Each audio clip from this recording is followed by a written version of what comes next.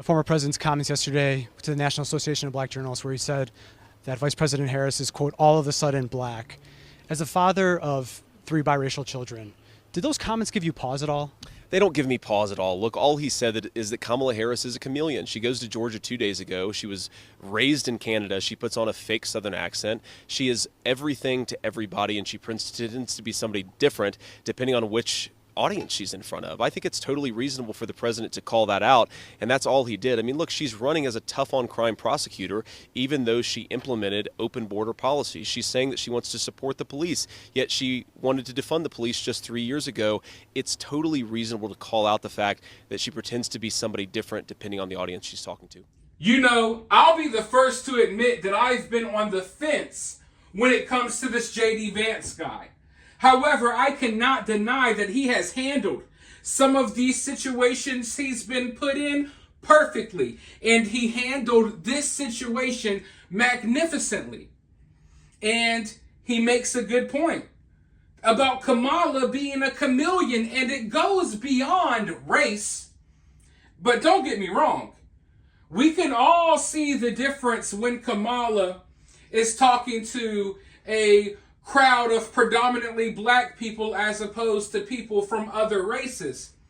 And when she has these little events, when she knows that the crowd is predominantly black, she turns these events to hip-hop rap parties. She doesn't talk about politics or policies.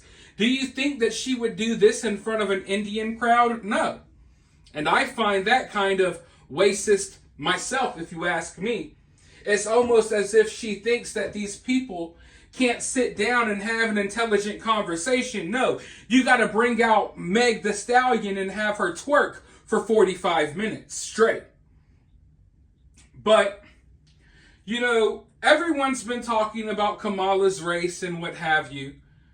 But one thing that really stuck out to me when she was in Atlanta was how she was talking. And some people are saying, oh, she's talking black. She's talking like this, she's talking like that. But what she did is she put on this fake a fake little Southern accent, a little Southern twang, right? The only problem is Kamala was raised in Canada.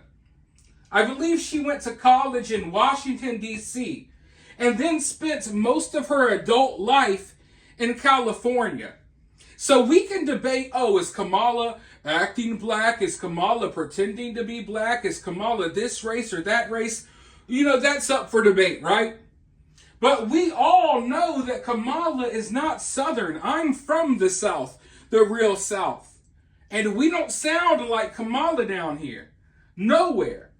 And Kamala has no business putting on a Southern accent because of where she's from. Like I said, raised in Canada, went to college in Washington, D.C., spent most of her adult life in California. But when you come to Atlanta, all of a sudden, your country and your hood or whatever, and you bring out the rappers and all of this nonsense. But she's getting exposed. A lot of people are exposing her online. And she's not fooling everyone. Some people are going along with it because they're brain dead. But a lot of people know the game that she's playing, and they're calling her out. And now some old clips and news articles and certain things are surfacing from before, when Kamala Harris wasn't leaning into being black, when she was leaning into being Indian, and there was no mention of her being black at all. Now some of those articles and news clips and what have you are surfacing, and I have one from CNN right here, and it's crazy how times have changed. I want to go ahead and roll this clip. I want you to see how they used to portray Kamala Harris before she was running for president, before she was black as Donald Trump said. We're going to roll this clip, listen to this, and then I'll be right back. My mother, who raised me and my sister, was a proud woman. She was a brown woman. She was a woman with a heavy accent. And her mother, Shamla Gopalan, was also the biggest influence in Kamala Harris's life. The answer is absolutely yes, Joe. After the big announcement, Harris's sister wrote in a Twitter post, "You can't know who Kamala Harris is without knowing who our mother was." In 1958, a precocious 19-year-old Indian, Gopalan traveled thousands of miles from her home and family to pursue a doctorate in nutrition and endocrinology in America. She soon became an active civil rights crusader while studying at UC Berkeley. But once she went there, she almost felt free. And she took part in politics. She used to bring a whole series of literature, leftist literature from Karl Popper's, he was a great philosopher. In her book, Harris says, "There is no title or honor on earth I'll treasure more than to say I am Shamla Gopalan Harris's daughter." Harris's visits to India with her mother kept her connected to her roots. Her grandfather, who had strong views on humanitarian issues, worked closely with officials to reallocate refugees. Their conversations had a strong influence on her. Those walks along the beach in India really planted something in my mind and created a commitment in me before I even realized it. That has led me to where I am today. Harris's maternal uncle, Gopalan Balachandran, who lives in Delhi, tells us how the senator turns to her amma, which means mother in Tamil, for guidance even after her death. I don't have to tell her, make your mother proud. She said, what are you telling me? Everything that I do, I ask myself, would Amma approve of this? Kamala in Hindi means lotus flower and is an important symbol in Indian culture, rooted deep in the bottom of the river. Very similar to Harris's Indian identity, which she wears on her sleeve.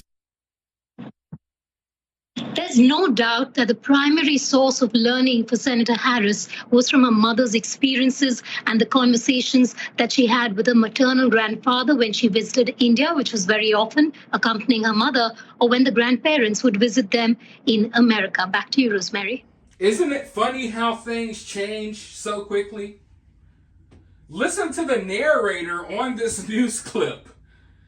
It's like they were really leaning into Kamala Harris being, Asian or Indian, whatever you want to call it. They were leaning into it really heavy. Now all of that's gone away. All of that has kind of flown directly out the window. And now Kamala Harris is pandering to a different group of people, pretending, I don't want to necessarily say pretending, but leaning in hard into a race or a background or an ethnicity that she never leaned into before, unless it's election time, right? But unfortunately for Kamala, throughout the years, she has left behind this digital trail. So when you go back through news articles and you go back through the years, you can see when these transitions and changes occur. And Kamala always shapeshifts right around election time. She forms into a different person with completely different ideas, a completely different race, heritage, and background. And she kind of tries to bury who her husband is, because I don't think a lot of her voting base would appreciate her being married to this Jewish guy. But they don't want to really talk about that much. And I don't have any problem with who she's married to. I'm saying her voter base right now, they're all the Free Palestine type people. They're not going to be happy about who she's married to and some of her ties, but they're not going to talk about that. Now Kamala is going to shapeshift, and she's going to be all about freeing Palestine. They're going to bury who her husband is and her past ties, and they're going to lean hard into the race baiting, racial nonsense, because that's all they got, folks. That's all they got. And as I've said before, they're not coming to play fair. They're not coming to play nice. They have plenty of tricks left up their sleeve. And if they can literally change nominees, months before the election. And then they can have their nominee change her race. She can change everything that you thought you knew about her in a matter of minutes, and the mainstream media will go along with it and not question anything. And before you know it, you have the Kamala that you knew, the real Kamala, and then you have this new Kamala that the media has helped create. She has a whole new race, a whole new background. Anything she's done before, forget that. We're not going to talk about that. We're going to form her like she's like a freaking clay model. We're going to form her into the candidate that we want her to be, not the candidate that she really is. But let me know your thoughts about this down in the comments below. While you're down there, hit that thumbs up, hit that subscribe, ring that notification bell, and if you find yourself getting too worked up by all of this, remember, it's just political cinema.